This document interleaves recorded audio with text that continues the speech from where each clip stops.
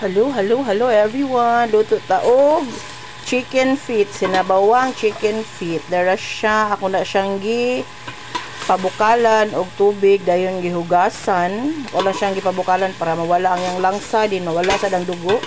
Inato ang gipabukalan din gigisa with the kamatis, bombay and luya. Din atong gilunod ang tiil. Ato ang gisote like that, mikos. And sabawan. Tada! Atong sabawan ato ang chicken feet. All-time favorite. Imoy gud siya freeze nimo, free boiled nimo siya para matangtang ang dugo-dugo lansa din at the same time malimpyo pud siya. Limpyo naman gud siya pagpalit gihugasan nimo din pero imo free boiled. Mas more on malimpyo siya din, mas more on white ang chicken feet there. There you go. Sakto na ang sabaw. Let's wait nga mag-boil ang atuang chicken feet.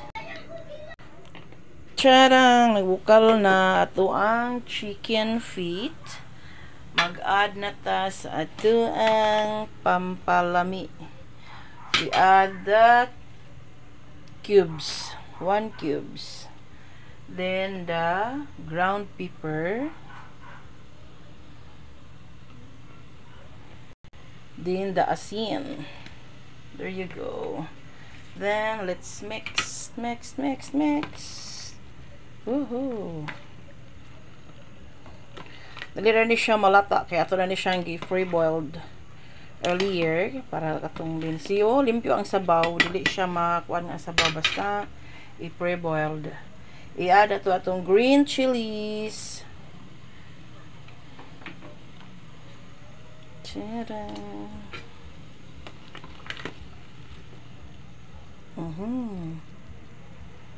And let's add the fresh Mickey. Kung daghan kag anak nya nagtipid ka, muni siya solusyon. Magsabaw kag chicken feet, butangan nimo fresh Mickey, solve na. Makakaon na imong mga dahik ani. Di ba? Butangan nimo daghang cabbage or pichay. Di ba? Wait nga mabukal siya. Tada! Gabukal-bukal na. Ato nang i-add ang atuang magic syrup. Magic syrup lang sa kalam.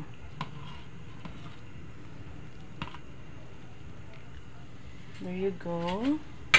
Atong i-add ang atuang sikwa or spring onion.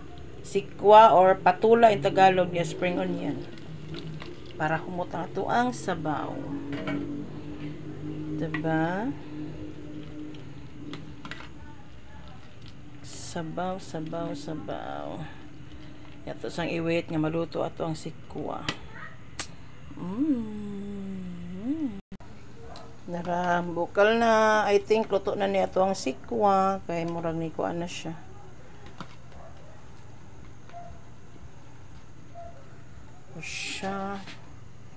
Atong i-add ato ang cabbage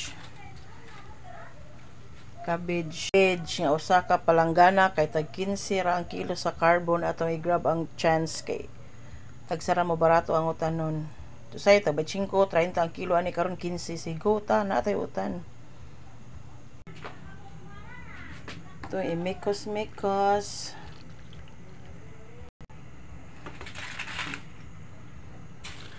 cabbage. Usa ka kaldero, usa ka palangganang cabbage.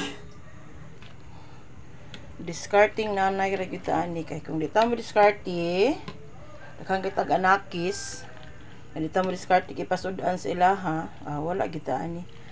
Pero at the same time ila sa ning favorite ang chicken feet nga sinabaw. Na siya. Tada! Ato lang i-wait nga mabukal og maayo para maluto ang cabbage ug ang ubang mga utanon. Tsadang nagbukal na.